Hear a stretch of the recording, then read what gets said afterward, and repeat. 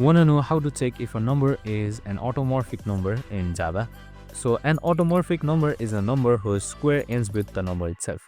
So for example, if 25 squared is 625, and since it ends with 25, it's automorphic. Similarly, 76 squared is 5776, which ends with 76, so it is also automorphic. So what you can simply do is we have just created a 76 number right here, and which we have squared it first in order to check if it's automorphic or not.